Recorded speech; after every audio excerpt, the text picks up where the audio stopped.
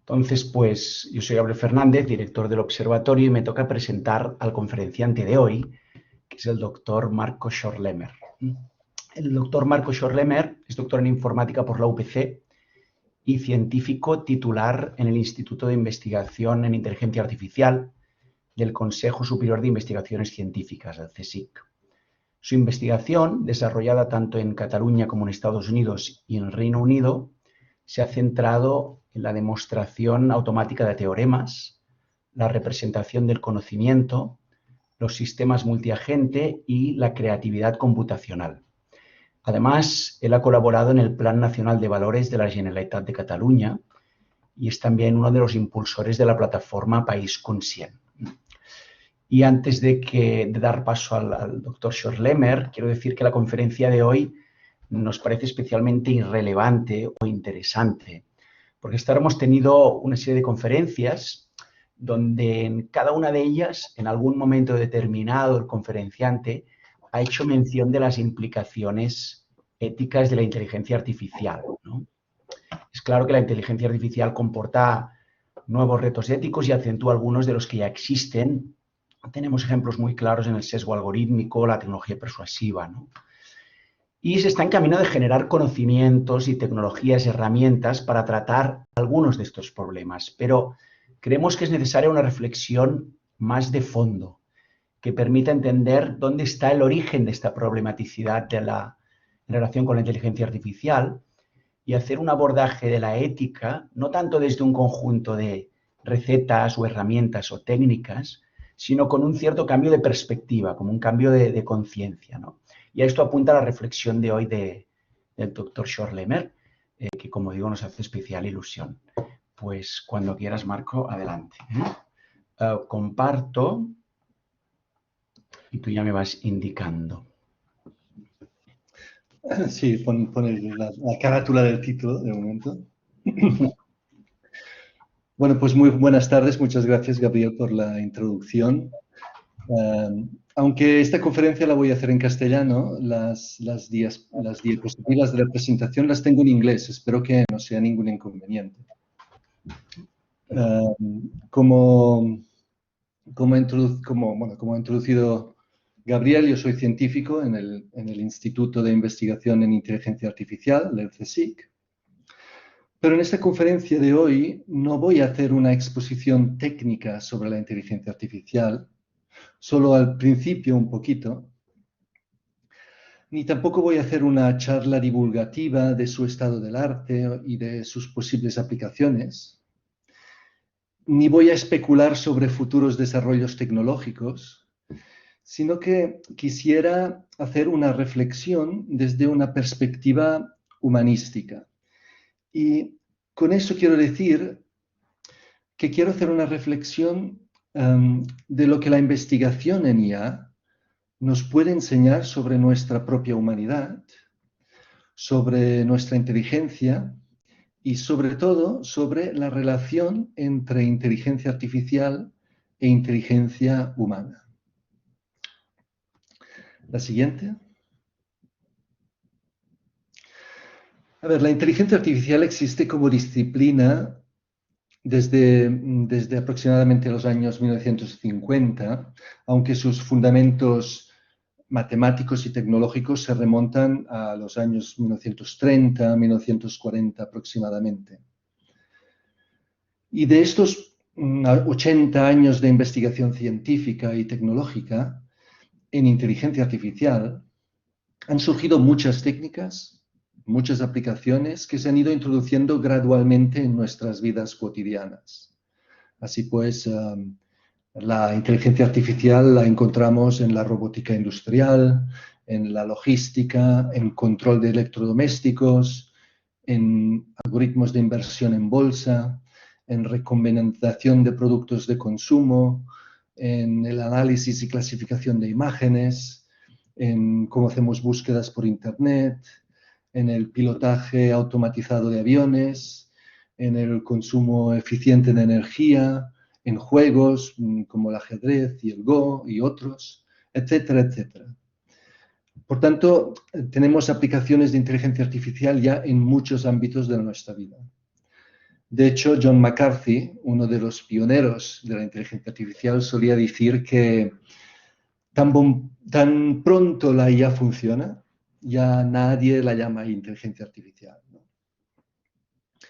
Pero a pesar de décadas y décadas de investigación científico-técnica, es difícil dar una definición de lo que es la IA. La siguiente. Pero una descripción bastante común es la que define la inteligencia artificial como la ciencia del diseño de sistemas informáticos para realizar tareas que normalmente requerirían inteligencia humana. Esta es una definición que ha acompañado y guiado la investigación en inteligencia artificial desde sus inicios, pero al mismo tiempo también es una definición que puede despistar porque define la inteligencia artificial en comparación con la inteligencia humana y en unos términos que facilitan ver la inteligencia artificial como sustituto de la inteligencia humana. Aunque se viene investigando en inteligencia artificial desde mediados del siglo XX, ha sido en la última década aproximadamente que la inteligencia artificial ha ganado muchísima atención por parte de la industria, de los medios de comunicación y de las agencias gubernamentales. Y esto se ha debido en gran parte a los impresionantes logros de los sistemas basados en inteligencia artificial para abordar problemas muy complejos que hasta hace muy poco se habían resistido a ser resueltos por programas informáticos. Y estos éxitos de la inteligencia artificial se han logrado utilizando un tipo particular de técnica algorítmica conocida con el nombre de aprendizaje profundo o deep learning en inglés. La siguiente. Esta técnica se basa en las llamadas redes neuronales, que es el nombre que se le da a una especie de modelo computacional que está vagamente inspirado en la estructura neuronal del cerebro y la propagación de ondas electroquímicas mediante sinapsis. Permitidme hacer una muy breve explicación de qué va esa técnica, ya que nos ayudará a poner la inteligencia artificial en contraposición con nuestra inteligencia humana. Una red neuronal con la que se realiza este llamado aprendizaje profundo, de hecho, no es una red, ni está formado por neuronas. No se trata de ningún cerebro electrónico. Es simplemente una función matemática que, dados unos valores de entrada, calcula unos valores de salida. Las redes neuronales tampoco no son nuevas en el campo de la inteligencia artificial. Sus fundamentos teóricos ya se remontan a los inicios de la propia investigación en inteligencia artificial de mediados del siglo XX. Sin embargo, lo que ha cambiado en esta última década y que ha llevado a los recientes éxitos de aplicación de esta técnica es, por un lado, la gran velocidad y potencia de cómputo de los ordenadores actuales para realizar el cálculo de estas funciones matemáticas. Y por otro lado, la inmensa cantidad de datos disponibles para poder entrenar los algoritmos que implementan estas funciones y así poder resolver problemas muy complejos. La idea básica es que un equipo de ingenieros informáticos programa este modelo computacional y, aplicando la técnica de aprendizaje profundo, van ajustando los parámetros del modelo mediante la exposición del sistema computacional a un gran número de valores de entrada. Por ejemplo, digamos, muchas imágenes de escáneres cerebrales, ¿no? Aquí en esta transparencia la entrada son imágenes de presidentes de Estados Unidos, ¿no? Y con eso, al otro lado, le decimos el valor de salida que identifica la categoría apropiada a donde queremos clasificar estas imágenes de escáneres cerebrales, por ejemplo, ¿no? A ver si un escáner muestra algún tipo de tumor cerebral o no lo muestra. Se dice que el sistema computacional va aprendiendo esta función de clasificación de imágenes a medida que le damos valores de entrada y valores de salida. Y después de esta fase de entrenamiento, una vez que el sistema computacional alcanza una tasa de éxito adecuada para distinguir entre imágenes con tumores de aquellas sin tumores, entonces podemos coger este modelo e incorporarlo dentro de un sistema de diagnóstico automatizado, por ejemplo, al que se le van dando nuevos escáneres cerebrales todavía sin clasificar, ¿no? Evidentemente me dejo muchas cosas, muchos detalles y matices en esta breve explicación, pero a grandes rasgos esta es la idea general. Pasamos al siguiente.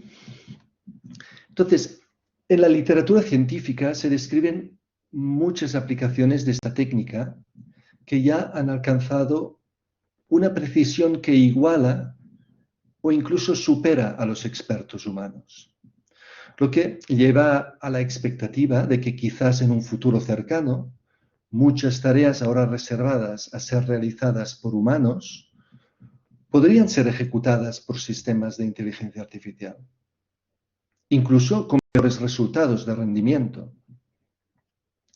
Y obviamente esto plantea muchas preocupaciones éticas sobre cómo se deben desarrollar e implementar en la sociedad estos sistemas basados en inteligencia artificial.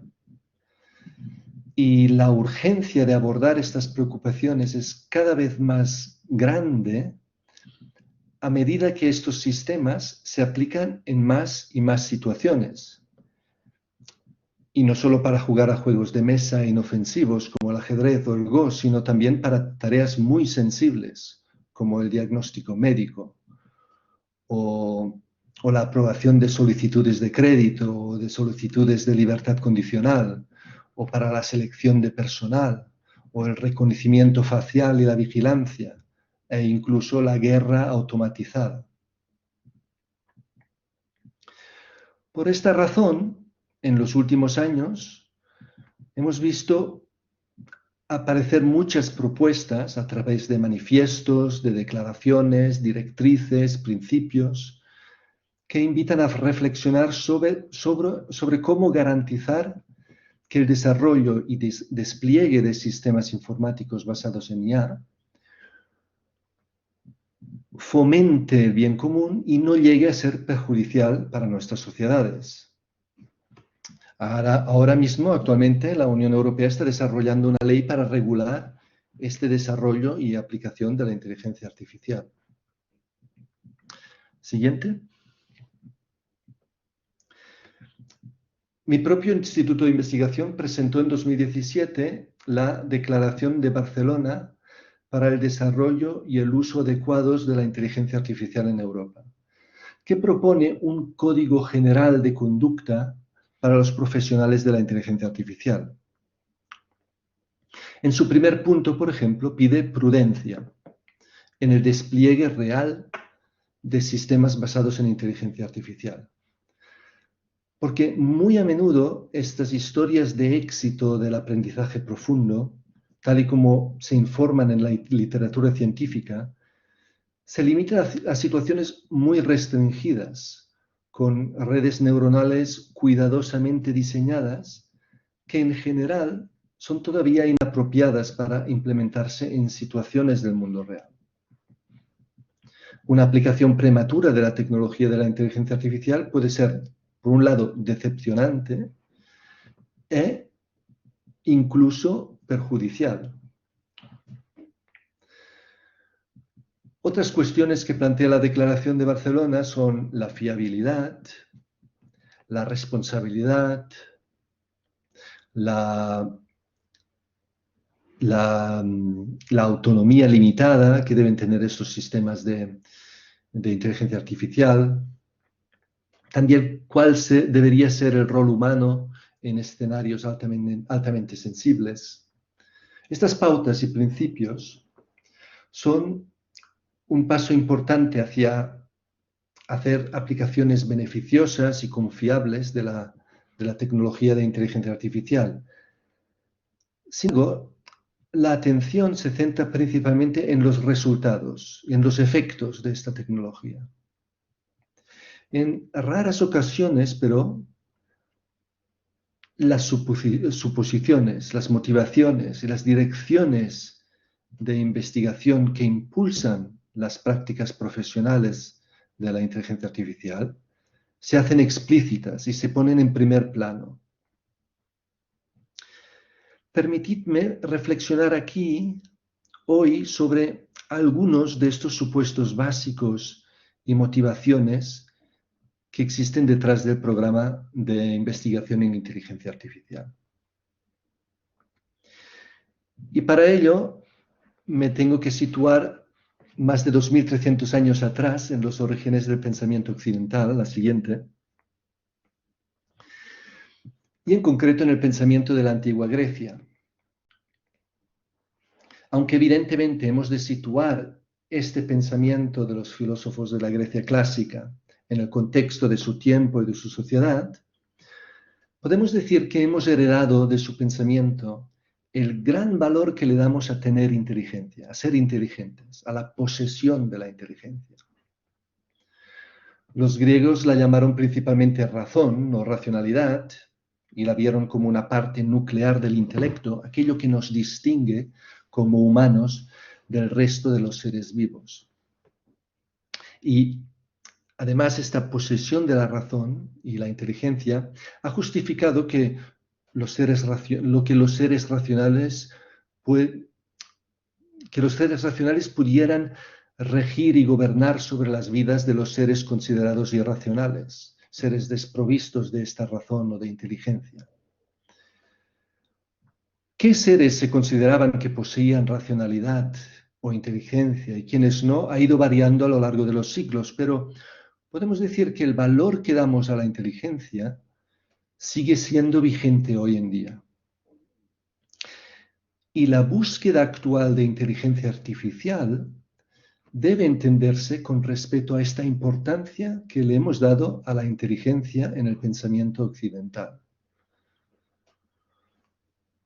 Como consecuencia, por un lado, soñamos con programar máquinas computacionales que puedan llegar a ser tan inteligentes como nosotros, e incluso que superen la inteligencia humana, para así poder ayudarnos a abordar los grandes problemas de la humanidad. Dicen eminencias de la ciencia como Stephen Hawking mismo, que la IA podría erradicar la guerra, la enfermedad y la pobreza en el mundo.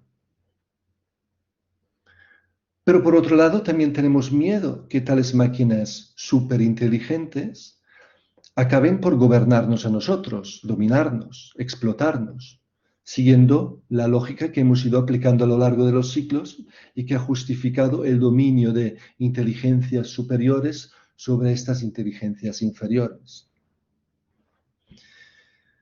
La razón de estos sueños y temores, en mi opinión, se encuentra en nuestra comprensión de este fenómeno que llamamos inteligencia. Es cierto que hoy en día muchos académicos abogan por una comprensión mucho más amplia de este fenómeno, que va más allá de la visión limitada de la inteligencia basada únicamente en la razón o la racionalidad. Y también hemos comenzado a ir más allá de la esfera humana y hoy día atribuimos inteligencia también a los animales e incluso a las plantas. La siguiente. Pero aún así creo que hay ciertos aspectos de nuestra comprensión de la inteligencia que todavía no se cuestionan. Una, que la inteligencia está relacionada con nuestra capacidad de aprender, de adaptarse y de tener éxito en nuestras interacciones con otros organismos y con el medio ambiente. Es decir, entendemos la inteligencia como algo que se puede observar, podemos ver si alguien está actuando de manera inteligente o no. Después, también es razonable decir que nosotros tenemos más inteligencia si aprendemos mejor, si nos adaptamos mejor, si tenemos mayor éxito. Es decir, que la inteligencia es medible, que podemos determinar hasta cierto punto si una persona es más inteligente que otra. De ahí también surgen los test de inteligencia, ¿no? Y después, que la inteligencia puede atribuirse a entidades individuales, a personas. Hablamos de una persona inteligente, de un animal, de una planta, a los animales individuales, a las plantas. Es decir, la inteligencia es una propiedad de estas entidades. Pedro es inteligente o Pablo es inteligente. De hecho, la investigación científica sobre la inteligencia se basa en esta comprensión que ve la inteligencia como una propiedad objetiva, observable, que se puede estudiar y medible en estas entidades individuales. Y a estas suposiciones, la inteligencia artificial agrega una suposición adicional, que es que la inteligencia se basa en la capacidad de procesamiento de información de los organismos y que en consecuencia las máquinas, que también hacen un procesamiento de información, como las computadoras, podrían eventualmente exhibir este comportamiento inteligente. Esta suposición, sin embargo, se basa, en mi opinión, en una confusión o un mal uso de las nociones de información e inteligencia. La siguiente. Los ordenadores son esencialmente máquinas de procesamiento de datos y no de información, procesamiento de datos, con datos representados y procesados en forma digitalizada. La información, sin embargo, es una forma abstracta de conocimiento. Se basa en las regularidades que nosotros los humanos observamos y percibimos en el mundo y que utilizamos para predecir y controlar determinados fenómenos. Como tal, la información es esta forma de conocimiento que caracteriza a las tecnociencias. Ahora bien, la información es en realidad un concepto humano. La información tiene significado para nosotros, los humanos, y somos nosotros los que vemos el procesamiento de datos de los ordenadores como un procesamiento de información. Las computadoras, de hecho, solo procesan representaciones digitalizadas de números y lo hacen sin saber nunca lo que es un número, ni lo que es una representación de un número, ni lo que es procesar una de estas representaciones. Van procesando sin saber nada en absoluto. Ahora bien, es una constante la atribución por nuestra parte de conceptos humanos a los ordenadores. Y así hablamos de bases de conocimiento, de aprendizaje automático, de racionalidad, hablamos de agente autónomo, de creatividad computacional, etcétera, etcétera. Y así vamos ampliando el significado de estos términos, que estos términos tenían originalmente, pero también vamos creando confusión sobre lo que realmente son capaces los sistemas computacionales. La siguiente. La inteligencia que se manifiesta en los seres humanos no se basa en la información de procesamiento, en el procesamiento de la información solamente. Hay un aspecto que es procesamiento de información, pero Pero una comprensión de la inteligencia que solo se limita a este procesamiento de información es, en mi opinión, muy limitada y solo toca una dimensión de este fenómeno que llamamos inteligencia. Lo voy a llamar la dimensión funcional de la inteligencia, ya que se centra en su función. La función para la adaptación del organismo, la resolución de problemas, el logro de metas, para el éxito, para la supervivencia, ¿no? Pero además de esta dimensión funcional, creo que es adecuado decir que la inteligencia también tiene una importante dimensión valorativa, la que nos proporciona significado y valor a lo que hacemos. Nos conecta con la dimensión estética de la vida. Los artistas, por ejemplo, explotan mucho esta dimensión de la inteligencia.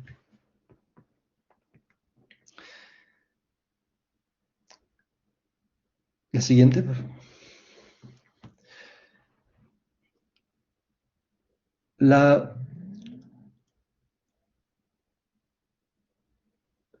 No, no es esta, me parece que... Sí, exacto. Entonces, cuando hablamos de conocimiento, hablamos de un aspecto esencial de la inteligencia cuando tenemos en cuenta estas dos dimensiones, la funcional y la valorativa. El conocimiento no es solo descriptivo, que sería su contenido informativo, sino que está completamente cargado con sentido, con emociones, con valores. Por ejemplo, yo puedo tener la información acerca de lo que una cierta enfermedad, como el cáncer, provoca en un cuerpo humano, sobre la mejor manera de hacer frente a esta enfermedad por medio de fármacos y de terapias. Ahora bien, es una cuestión totalmente diferente saber cómo el cáncer está afectando a mi cuerpo o al cuerpo de un ser querido y saber lo que significa sufrir esta enfermedad con toda su carga emocional y valorativa. Esta dimensión valorativa, igual que la dimensión funcional, siempre es relativa a nuestras necesidades como seres humanos. ¿La siguiente? La inteligencia, tanto la funcional como la valorativa, está condicionada por nuestra biología humana. En última instancia, nuestra inteligencia depende en gran medida de nuestras interacciones corporales con otros organismos y con nuestro entorno. Funcionamos y experimentamos y vivimos de manera diferente de como lo hacen otros seres vivos. Y lo que funciona y es significativo y valioso para nosotros, los humanos, podría no serlo para otros seres vivos de este planeta. Pero este entendimiento, esta comprensión de nuestra inteligencia, de que es siempre relativa a nuestras necesidades contingentes como seres humanos, este entendimiento, de hecho, nos libera de esta relatividad, nos libera de quedar atrapados dentro de esta realidad particular que conceptualizamos y experimentamos y vivimos, esta realidad particular que sentimos y a la que damos sentido en este lugar y en este tiempo en particular. Y este entendimiento constituye una introducción liberadora, porque entendemos que la realidad no es solo lo que podemos conocer, lo que podemos conceptualizar, percibir, experimentar. Entendemos por esta capacidad liberadora que todo saber está íntimamente enlazado con un no saber. Esta dimensión del no saber transciende la relatividad de nuestras necesidades humanas y apunta a una dimensión absoluta de realidad. Absoluta en el sentido literal de la palabra, absuelta, liberada, no relativa, ¿no?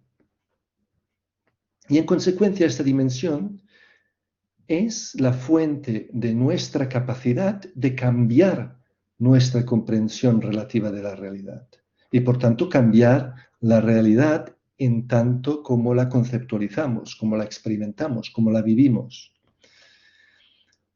Y así responder de forma creativa a esta realidad y ser co-creadores de la realidad, participar de su creatividad, por así decirlo. Todo acto creativo se fundamenta en esta dimensión liberadora de la inteligencia. Y el mismo progreso tecnocientífico no sería posible si no tuviéramos esta respuesta libre y creativa que tiene la inteligencia y que voy a llamar la dimensión liberadora de la inteligencia. La siguiente. Ahora, este no saber no debe confundirse con la ignorancia. La ignorancia es tener falta de conocimiento sobre algo que se puede conocer. La ignorancia puede ser perjudicial para nuestra supervivencia como seres vivos. Por ejemplo, si ignoramos lo que significa un semáforo en rojo en un cruce de calles, en una sociedad contemporánea, es un riesgo para nuestras vidas. Yo no defiendo la ignorancia. Somos una sociedad basada en el conocimiento y la ignorancia es peligrosa. Pero sobre todo somos una sociedad basada en un conocimiento informativo, que es esta forma abstracta de conocimiento característica de las tecnociencias. El progreso científico se centra principalmente en generar conocimiento informativo. Miremos la actual pandemia de la COVID, por ejemplo. A menudo hemos podido oír que es muy importante escuchar a la ciencia, lo que dicen los expertos en epidemiología, porque la ignorancia provoca la muerte. Y volviendo a la inteligencia artificial, la inteligencia artificial puede ser una herramienta maravillosa en esta dimensión informativa del conocimiento. Puede ser una herramienta maravillosa para la comprensión del funcionamiento del coronavirus que nos ha amargado las vidas en este último año y medio. Para entender mejor nuestro sistema inmune, la eficacia de ciertos medicamentos en la lucha de la COVID, para predecir la propagación del virus, para fomentar la comunicación y cooperación entre nosotros, los seres humanos, para hacer frente a esta pandemia. Por tanto, la inteligencia artificial puede ser una herramienta maravillosa de manejo y procesamiento de este conocimiento informativo. Pero no por sí sola. Recordad lo que comentaba antes, los ordenadores hacen solamente cálculos numéricos, sin saber nada, lo que es un número, lo que es calcular, no saben nada. El papel de la inteligencia artificial siempre debe situarse en esta imagen más amplia de la inteligencia, con su dimensión funcional, la propia del procesamiento de información, pero también la valorativa, la del vivir y sentir y sufrir y gozar, y evidentemente la liberadora, la que nos conecta con la creatividad en el origen de toda la realidad. Y todo esto dentro de una inteligencia socialmente encarnada, que entiende el significado de enfermedad, de pandemia, de sufrimiento, de muerte, que sabe lo que es todo eso, con todo su contenido valorativo. Y cuando hablo de una inteligencia socialmente encarnada, quiero decir que, de hecho, la inteligencia trasciende nuestra individualidad. Debemos abandonar esta visión que tenemos de la inteligencia como propiedad de un individuo. Este enfoque sobre la individualidad también nos ha despistado en la investigación sobre la inteligencia, en el desarrollo de las aplicaciones de inteligencia artificial. Creo que se ajusta mejor una visión de la inteligencia que ponga de relieve que más bien es una característica de la realidad misma en la que participamos como seres humanos. Hagamos este cambio de paradigma de no ver la inteligencia como un atributo que poseamos como individuos. Los seres humanos no podemos ser entidades inteligentes aisladas, porque es a través de nuestra comprensión de la interacción con nuestro entorno y con nuestra participación en sociedad que nos constituimos como seres humanos inteligentes. Y cuando digo que tenemos que situar a las aplicaciones basadas en inteligencia artificial en una sociedad humana que sabe lo que es la enfermedad, la pandemia, el sufrimiento, la muerte, lo que quiero decir es que saber va más allá de tener información, que es lo que concierne a la inteligencia funcional, sino que afecta la vida en su manifestación concreta, en su sentir, lo que apreciamos con nuestra inteligencia valorativa. Y que saber siempre viene acompañado de no saber, al que nos abre nuestra inteligencia liberadora y que no podemos apreciar cuando nos centramos solo en el contenido informativo abstracto del conocimiento. Siguiente. Por todo eso, al abordar los problemas éticos que rodean la investigación y el desarrollo de la inteligencia artificial y su implementación en la sociedad, debemos ir más allá de la comprensión actual que tenemos de la inteligencia como una propiedad objetiva, observable, medible en entidades individuales. De esta visión de la inteligencia como basada principalmente en el procesamiento de conocimiento informativo. Manteniéndonos en el nivel de procesamiento de datos y procesamiento de información, no alcanzamos el nivel cargado de valor de nuestro conocimiento experiencial, que es directamente relevante para cuestiones éticas y morales. Pero aún más importante, tenemos que recuperar la dimensión liberadora de esta inteligencia, que viene a ser consciente de que saber es siempre algo relativo a nuestras necesidades como organismos vivos. Y que saber se enlaza con este no saber que se encuentra en la libertad creativa de la realidad misma. Intentar abordar cuestiones éticas de la IA mediante modelos informáticos teóricos de la información, aunque con muy buenas intenciones, es, en mi opinión, no solo insuficiente, sino que también conllevan el riesgo de degradar estos problemas como si se pudieran abordar eficazmente a un nivel teórico de la información. Veamos un ejemplo, el ejemplo muy conocido del dilema del tranvía. La siguiente. Supongo que algunos de vosotros habéis oído de este trolley problem, del dilema del tranvía. Se trata de un problema que se plantea para reflexionar sobre el contenido ético de una toma de decisión. En este problema, un tranvía está fuera de control, está bajando por una vía y esta vía se bifurca en dos caminos. En uno hay un trabajador y en el otro hay también un grupo de personas. También podría ser un grupo de trabajadores en esta vía. Y hay esta persona que tiene la palanca para desviar este tranvía fuera de control hacia una vía o hacia otra. ¿Qué decisión debe tomar? ¿No?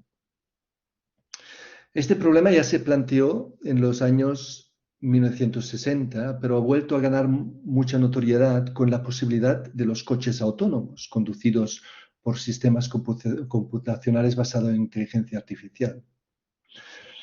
Hay muchas variantes de este problema donde uno es un trabajador, el otro es un grupo de niños, o a lo mejor el otro es un niño jugando, el otro son personas mayores, en uno es el familiar del que mueve la palanca, en los otros no es un familiar. Bueno, en fin, hay muchas variantes de este problema sobre qué se debe hacer o qué sería una solución ética correcta de mover la palanca o no, ¿no? La limitación que tiene el análisis de cuestiones morales y éticas cuando se estudian problemas planteados al estilo del dilema del tranvía es que este tipo de análisis se realiza principalmente desde la dimensión informativo-funcional de nuestra inteligencia, abstrayendo la dimensión valorativa concreta, la vivencial, la de la toma de decisión en el momento concreto de este posible suceso, ¿no? Y evidentemente no capta la dimensión liberadora que puede dar lugar a respuestas totalmente creadas en esta situación, que no están planteadas en el problema, ¿no? Así pues, un sistema de procesamiento de datos que no sabe nada, que no puede saber qué significa actuar éticamente en una sociedad humana, mucho menos ser consciente de la dimensión del no saber del conocimiento, no podrá responder y actuar creativamente en una situación dada, ¿no? Como sociedad necesitamos crecer y superar esta visión tecnocientífica predominante de progreso y resolución de problemas. La acumulación de conocimiento informativo es evidentemente necesaria para abordar muchos de los desafíos a los que se enfrentan nuestras sociedades hoy en día, pero también tenemos que crecer en la conciencia de la libertad creativa que está en el origen de toda realidad. Siguiente. ¿Cómo fomentar, pues, un cultivo integral de nuestra inteligencia que abarque todas sus dimensiones y no solo la dimensión informativo-funcional que tanto hemos desarrollado, sino también el cultivo de la dimensión valorativa y, sobre todo, la dimensión liberadora?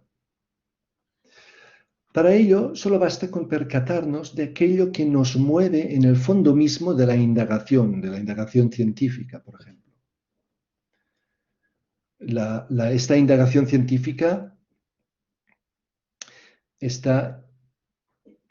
tiene un genuino asombro y admiración hacia la realidad, un amor por el conocimiento. Requiere silencio y atención que conduce a una comprensión más profunda de los fenómenos de estudio. Se basa en el intercambio, la confianza, el respeto que crea una comunidad cooperativa transnacional entre iguales.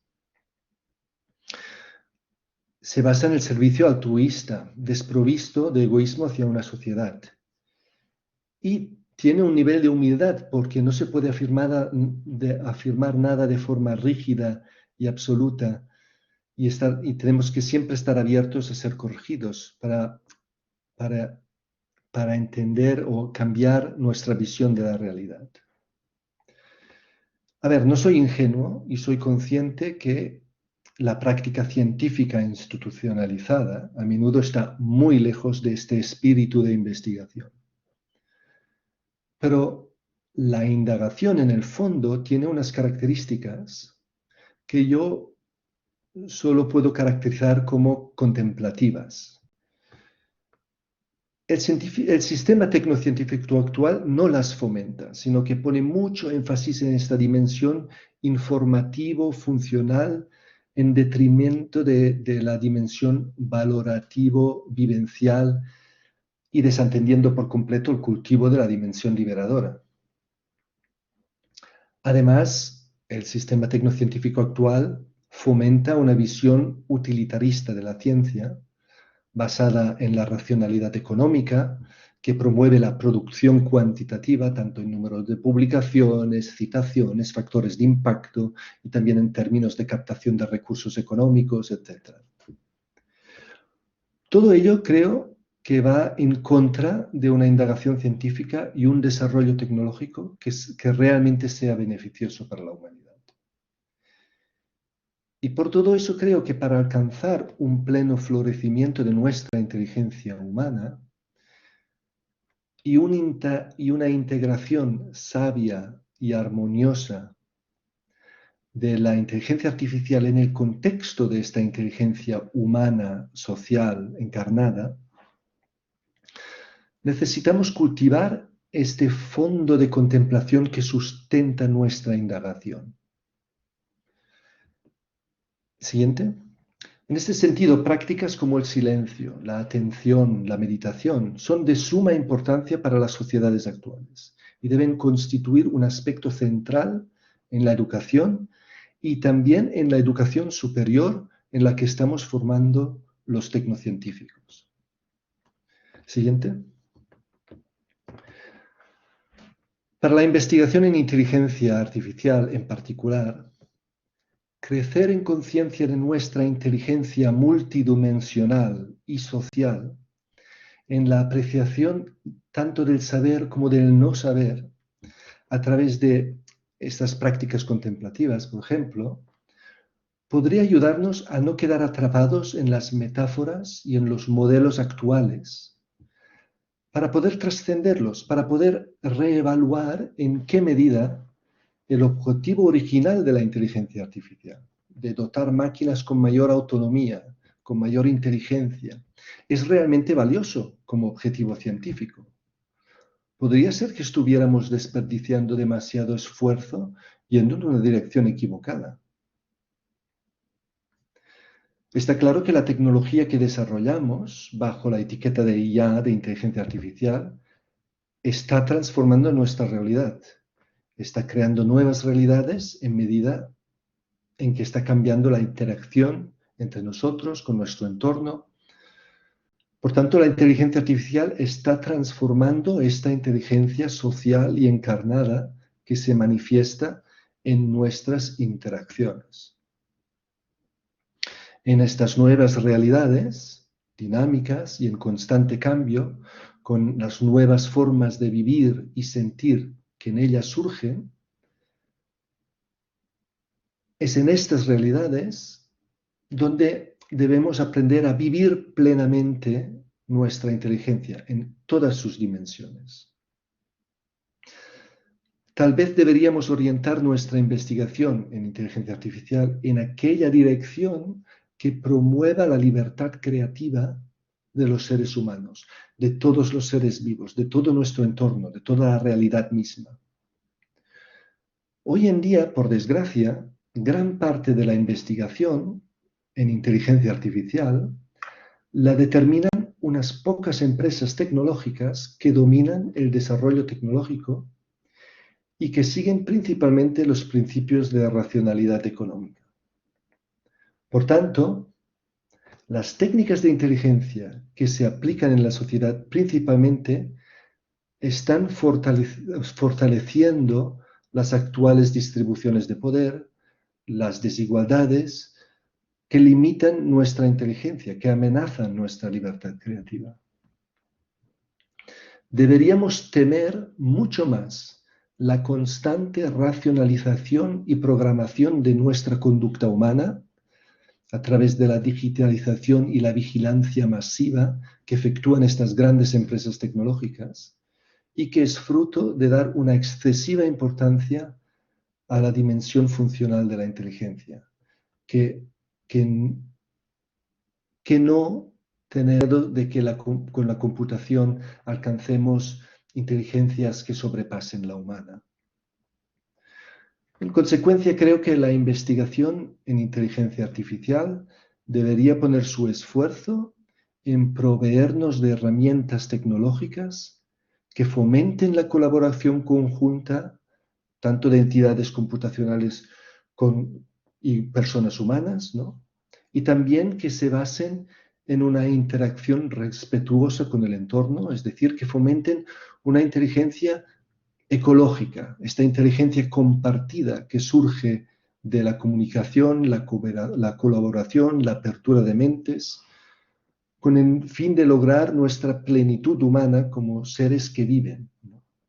Seres que, por un lado, vivimos inmersos en una realidad informativa, pero cargada de valores que creamos con nuestro saber, pero que por otro lado también estamos íntimamente conectados con la realidad absoluta, libre, creativa, que solo podemos apreciar a través de nuestro no saber. Y en fin, con esto concluyo mi charla de hoy y estaré encantado si compartís conmigo vuestras propias reflexiones al respecto. Muchas gracias. Pues muchísimas gracias, Marco, y vamos a abrir ahora un espacio, un rato para que quien quiera haga preguntas. Para organizarnos, lo que vamos a hacer es los que quieran intervenir pueden levantar la mano con el icono que está justo a la derecha de donde activáis la webcam. Pues ahí podéis levantar la mano y yo voy a ir moderando y dándoos paso a los que quieran hacer alguna pregunta o compartir alguna reflexión. Venga, ¿quién se anima a romper el hielo? Ramón Trias, tu mateix. Gracias. Ante todo, Marco, impresionante, ¿eh? Ya no os lo he advertido, sino amenazado al principio de la presentación, Gabriel, de que era una visión profunda y distinta. Y creo que se ha quedado corto. Muchas gracias por tus reflexiones. El comentario que te quería hacer, en algún momento has marcado una cierta diferencia con el concepto clásico de inteligencia artificial, con una extensión que has apuntado en algún momento a otras fuentes o otras interpretaciones de inteligencia. Yo vivo, digamos, en el otro lado. Yo soy un practitioner. Hace 34 años que vivo de aplicaciones de inteligencia artificial. Y una de ellas ha sido la optimización del scheduling de los Juegos Olímpicos en Barcelona, que después reproducimos en Atlanta y en Sydney. Y lo que estaba detrás, la inteligencia que estaba detrás, era algoritmos genéticos. Y combinábamos la posibilidad de que los entrenadores de las federaciones de origen permitieran mover y aplicar su conocimiento, digamos, humano en este sentido, y lo combinaban. Con esto daban unas restricciones o indicaban una posición de qué elementos básicos querían tener en el scheduling y también cuál era la prioridad de los diferentes intereses. Bueno, sin entrar en detalles, lo que quería comentar es que estoy muy de acuerdo en esta observación de que quizá atendiendo a otra observación que has hecho, tendríamos que tener la humildad de pensar que no somos los propietarios, que nuestro cerebro no es el único propietario de inteligencia en la naturaleza y que hay inteligencias a lo mejor más potentes. La observación era para preguntar, Marco, la mayor parte de tu descripción, sobre todo la última parte, entiendo que es una capa superior que tanto puede aplicarse o tanto debería poder aplicarse a las fuentes de inteligencia, tal como se pensó un poco en el origen, inteligencia humana. Muchas de las cuestiones que estás comentando me ha parecido, y me gustaría que me confirmara si estoy en lo cierto, que deberían ser aplicadas no solo sobre esta idea del cerebro humano como sistema de proceso, sino como todas las fuentes de inteligencia que seamos capaces de imitar. Con la particularidad que en algunas lo que es paralelo a cerebro, entiendo que podríamos llegar a pensar que tarde o temprano el símbolo del yo, los sentimientos podrán ser reproducidos en un gran y potentísimo ordenador, pero no veo tan claro que esto podamos hacerlo en problemas como los sistemas de evolución de las especies o los coloniant o los algoritmos de tipo coloniant o este tipo de cuestiones. ¿Hasta qué punto estoy en lo cierto o no? Bueno,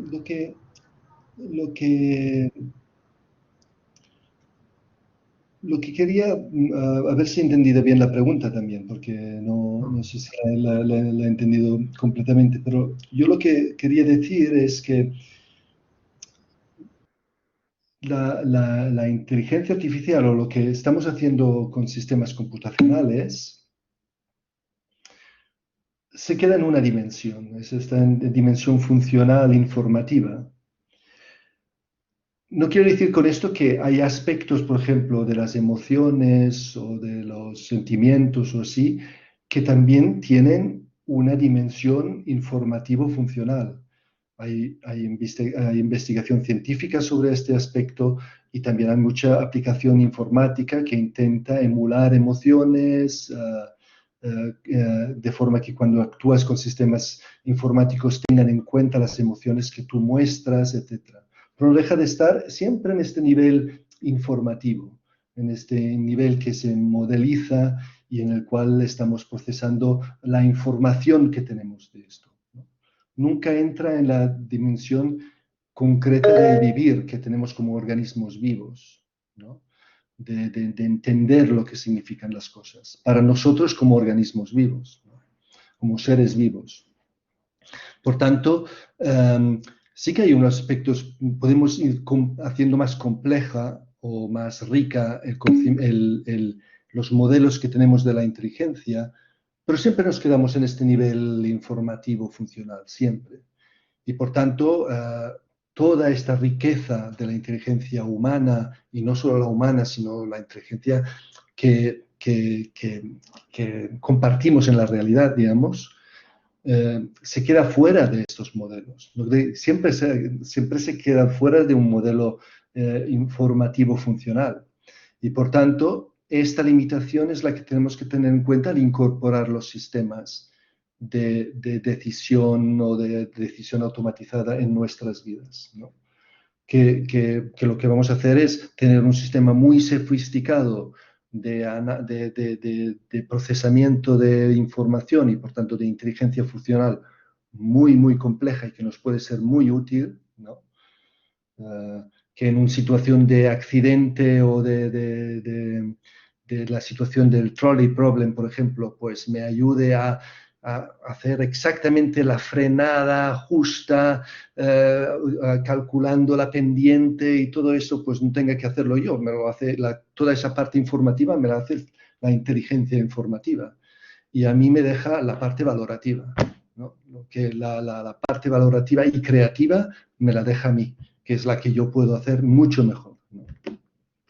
Yo quería dar este mensaje, no sé si lo he podido expresar lo suficientemente bien.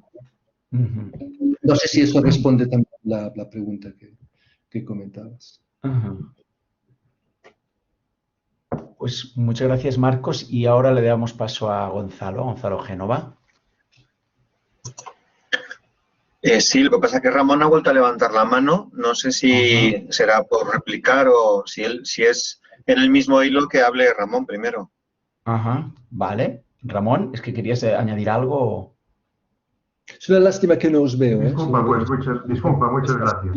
No, es que la respuesta justo para lo que preguntaba. Lo único que quería aprovechar el agradecimiento para afirmar rotundamente que estoy totalmente de acuerdo con las últimas observaciones sobre la influencia, sobre la visión tan economicista y que, por desgracia, se ha generalizado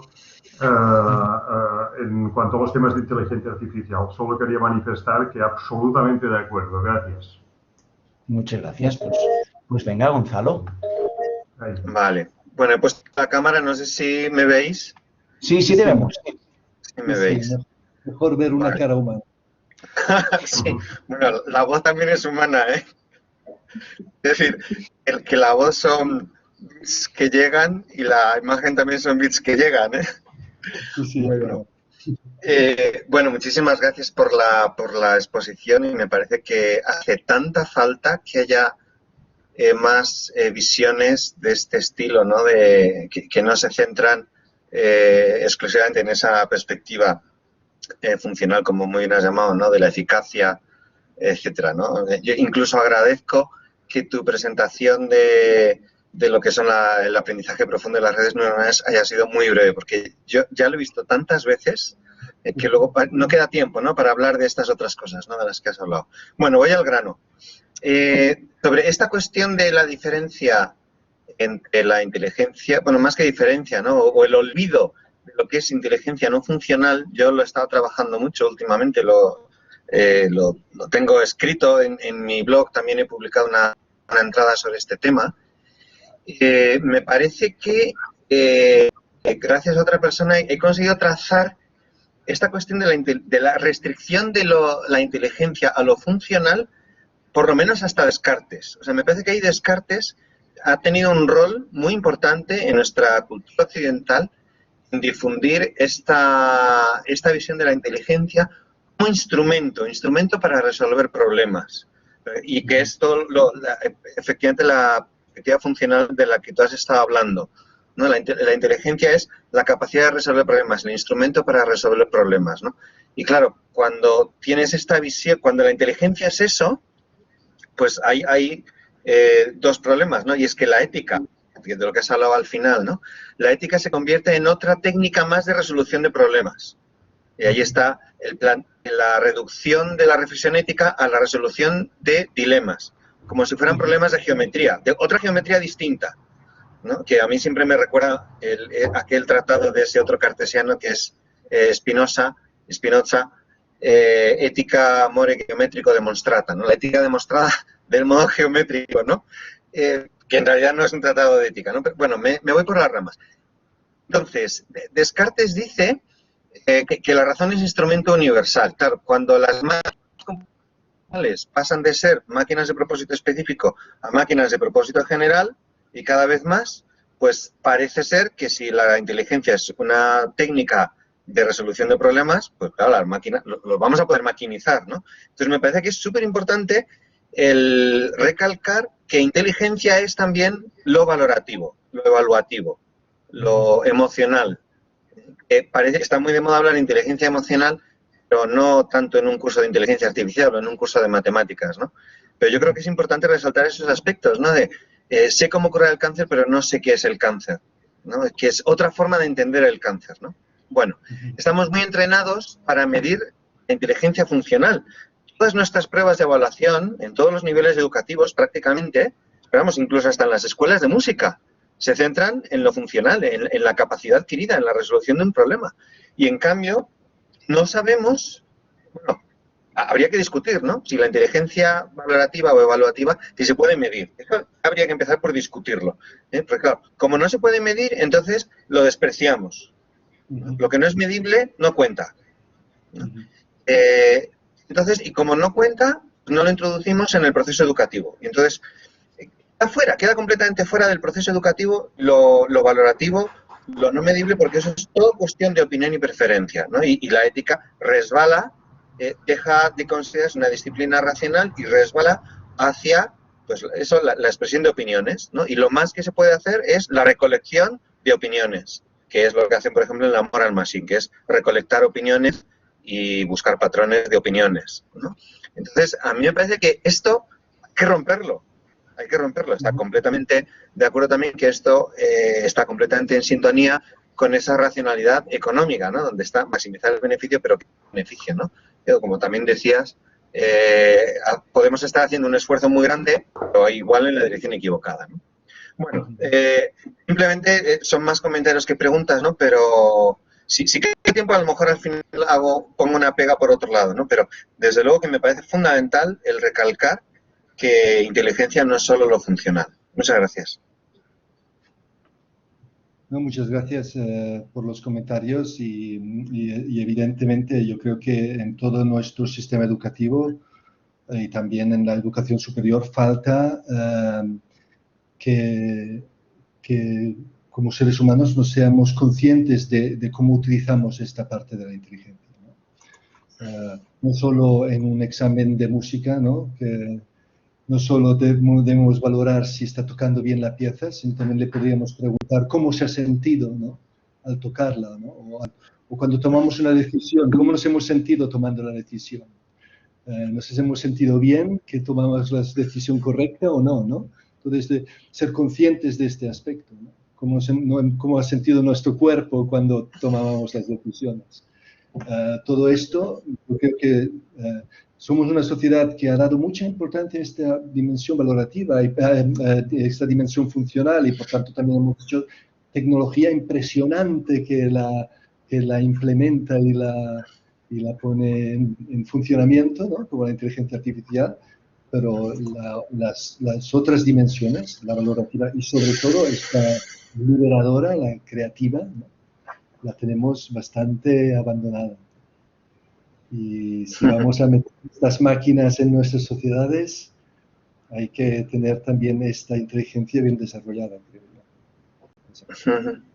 He puesto en el chat el enlace al artículo este mío donde he hablado del tema de la concepción reductivamente instrumental de la inteligencia, o funcional, como dices tú. Muy bien, Marco, pues te voy a leer una pregunta que han puesto en el chat. Javier Carbó dice, yo quería preguntarte qué papel le auguras a la inteligencia artificial simbólica en la superación del nivel de inteligencia asociada a los datos. Y dice, gracias y muy interesante. Claro, bueno, eso es yo creo que no podemos tener una sin la otra, ¿eh? Es decir, la inteligencia subsimbólica o la que está basada en redes neuronales o en el procesamiento de datos, pues es útil para algunas cosas, ¿no? Todo ese procesamiento de datos y el entrenar estas redes neuronales pues han dado su potencia, pero también conllevan todos esos problemas que todos ya sabemos, que ya se han hablado en múltiples charlas sobre pues el bias, ¿no? ¿Cómo se llama en español? El sesgo que tienen estos sistemas, el hecho que sean cajas negras que no puedan explicar las decisiones que toman y todos esos temas son grandes problemas para poder aplicar estas técnicas en la inteligencia artificial. Entonces, aquí necesitamos este nivel simbólico también, donde tenemos expresado un determinado conocimiento, conocimiento funcional siempre, ¿no? de reglas, de reglas lógicas y que puedan dar explicaciones que no sean comprensibles para nosotros y que no nos digan, bueno, esto es así porque ha entrenado la red neuronal y la red neuronal dice que es así. Eso no nos va a servir en nuestra sociedad. No podemos limitar la tecnología a solo utilizar esta parte de la inteligencia artificial. Por tanto, la simbólica y la subsimbólica y cómo trabajar conjuntamente con estas dos tecnologías es fundamental para una aplicación correcta en la inteligencia artificial en nuestras sociedades. No veo otra salida. Bueno, gracias, Marco. Entonces, ahora yo te voy a hacer un poco la pregunta, ¿no? Y es, con esta distinción tan interesante de inteligencia funcional, evaluativa y liberadora, ¿no? Y que a veces lo que he visto en la inteligencia artificial es que el planteamiento es, desarrollamos primero lo funcional y después, cuando esto nos da problemas, a ver cómo le podemos añadir aquí la ética, ¿no? O sea, desarrollamos algoritmos que resulta que hacen tender a la adicción a las redes sociales, ¿no? Porque las adicciones son muy rentables para el que quiere monetizar, ¿no? Y después decimos, ¿a esto cómo le vamos a añadir ahora algo de ética para corregir los males, ¿no? Pero claro, me parece que lo que tú estás proponiendo, y corrígeme si me equivoco, es que ya desde inicio tiene que venir todo junto. Si no, este planteamiento de a posteriori añadir la ética ya viene viciado de origen, ¿no?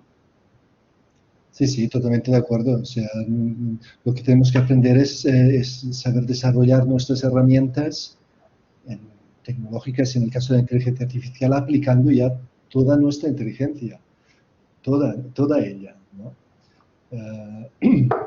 Y evidentemente no se está haciendo, y además, pero yo soy un poco crítico, todo el tema de la ética que se habla en inteligencia artificial no deja de ser una cortina de humo para salvar los platos de los problemas que ahora están surgiendo con toda esta aplicación no ética que se está haciendo de la tecnología de inteligencia artificial por estas grandes tecnologías que solo buscan beneficio y que nos tienen totalmente, en vigilancia con continua. Entonces, ahora estas grandes empresas prefieren hablar de ética para que no entre en la regulación, porque ellos no quieren que se regule todo este tema. Entonces, hablemos de ética, ¿no? Entonces, hay muchas empresas de esas que fomentan espacios para hablar de la ética de inteligencia artificial para darnos la responsabilidad es que tenemos que actuar éticamente, pero que no nos regulen, ¿no? Que no nos prohíban hacer lo que seguimos haciendo. Y creo, yo soy muy crítico en que, evidentemente, la discusión ética son súper importante y necesaria, pero también tenemos que ir más allá, como tú dices, trabajando con toda nuestra inteligencia y no solo añadir un poco de ética al final. Y después tenemos que regular todo este tema. Tenemos que frenar la aplicación descontrolada que se está haciendo de la inteligencia artificial sin tener en cuenta esos principios éticos. Bueno, muchas gracias. A ver, veo que ha levantado la mano otra vez Ramón. Sí, gracias. Una observación para enriquecer los comentarios de Gonzalo y la respuesta de Marco y relacionada con tu pregunta, Gabriel. Y después una pregunta específica sobre temas de regulación. La aportación que quería hacer era, de hecho, la empresa que fundé fue la que introdujo en España y en otros países, en México y Argentina, la idea de utilización de algoritmos para la concesión de crédito. Y podíamos hablar, ya tengo mis dudas, de dónde están los límites, porque no estoy de acuerdo en la prohibición sistemática. Yo creo que dar buenos créditos es evitar disgustos. Otra cosa es el sistema que permite que haya gente que pueda vivir en casas confortables y gente que no tenga dónde vivir. Pero desde un punto de vista específico, dar una mala hipoteca es un problema. Pero no era tanto aquí que quería ir. Quería añadir a lo que comentaba Marco, que algunos algoritmos, como al que me refería, son muy dependientes de una historia un poco volátil. Me explico. Años atrás hicimos un sistema para control óptimo de una central eléctrica de ciclo combinado. La caldera funciona igual hace unos años que hoy, pero cuando estamos hablando de concesión de crédito o de selección de empleo, la relación entre los perfiles y el comportamiento, que es lo que acaba siendo la base, los datos que un algoritmo, sobre los que un algoritmo aprende. Esto es evidente, y los encontramos en términos reales hoy día, que la relación entre perfiles y comportamiento para temas sociales, como pagar o no un crédito o comprar o no cierto producto, hace 3 años son totalmente distintos de hoy. Pero como nuestros sistemas tan sofisticados necesitan gran cantidad de información, aquí hay un problema de desajuste que la única manera de operarlo es con lo que se ha comentado antes, que la respuesta de Marcos, es decir, combinarlo con sistemas más próximos a reglas de comportamiento, a sistemas expertos o a sistemas de conocimiento de alto nivel. Este era un tema, ¿no? Quería añadirlo para enriquecer lo que habéis comentado. La pregunta era, al final de todo, ha salido el tema regulación. Y es un tema que me inquieta. En tu opinión, Marco, ¿cuál tendría que ser la vía para controlar, para tener un sistema regulatorio con control democrático?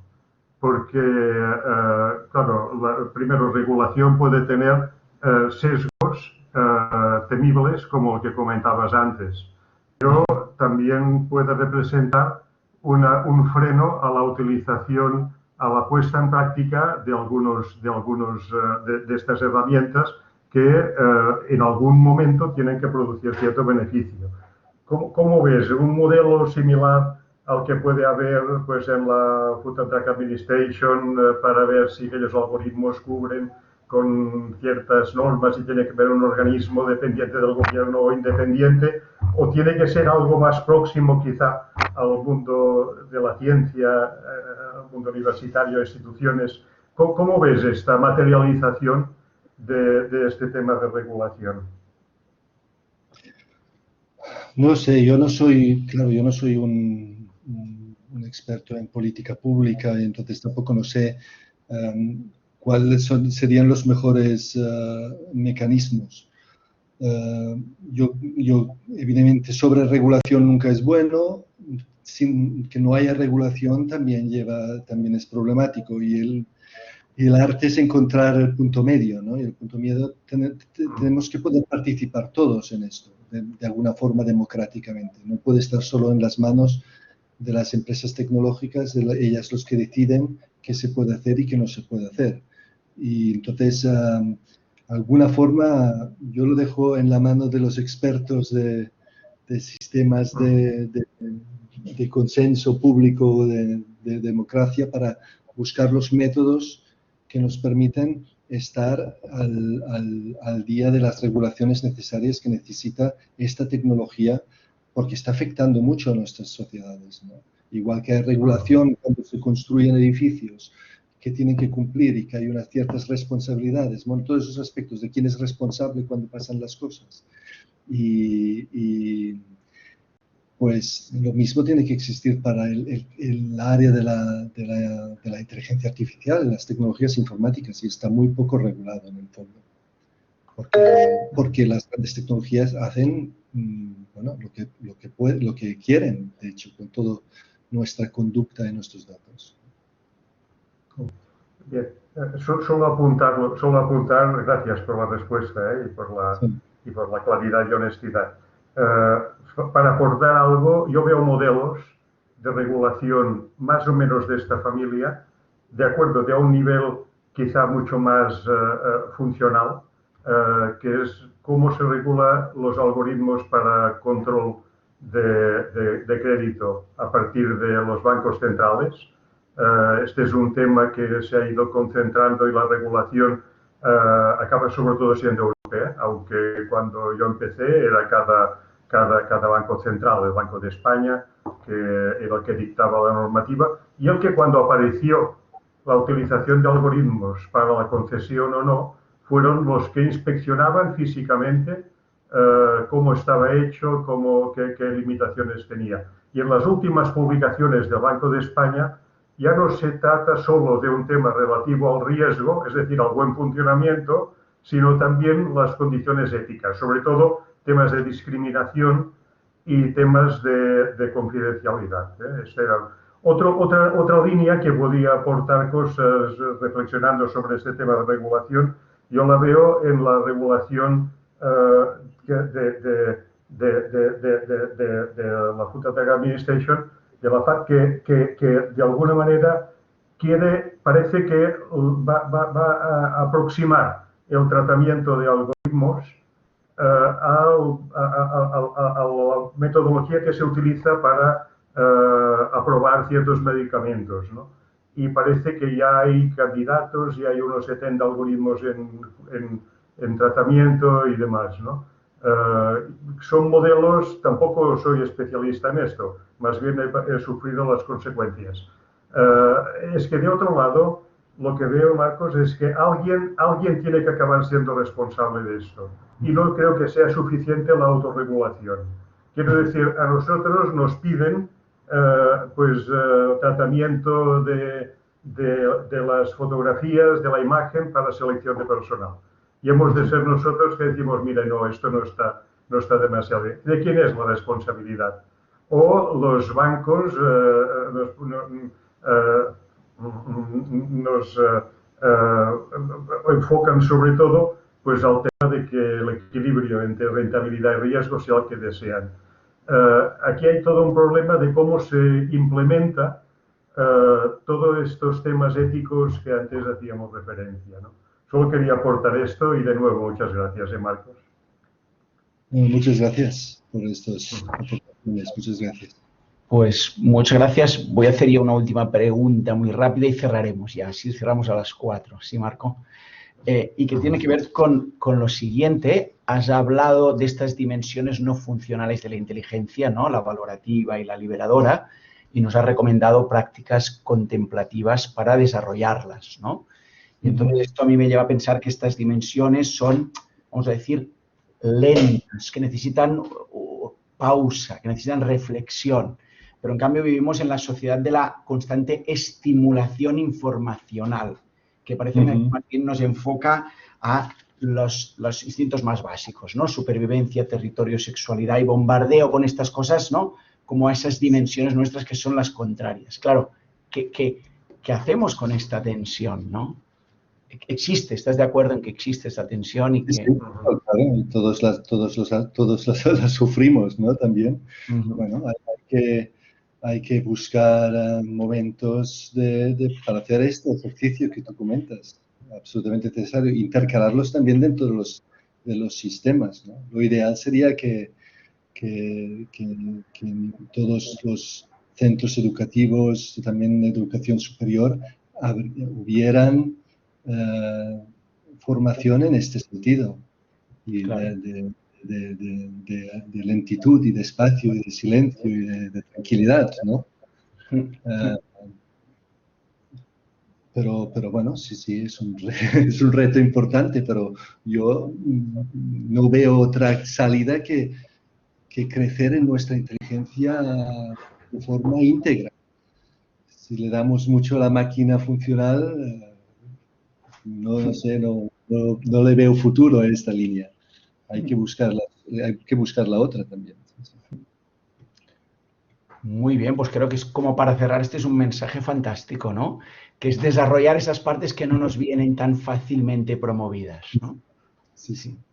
Pues muchísimas gracias, Marco, por tus reflexiones, por este rato, también por esta conversación y estos intercambios que hemos tenido después. Y muchas gracias a todos los asistentes también. Y la próxima conferencia es ya en julio, que es sobre aplicaciones de realidad virtual para tratamiento psicoterapéutico, que son muy interesantes, especialmente con personas que han cometido delitos de violencia de género, de violencia xenófoba, etcétera, etcétera. Vale, muchas gracias. Hasta pronto. Muchas gracias, Marco. Chao. Gracias.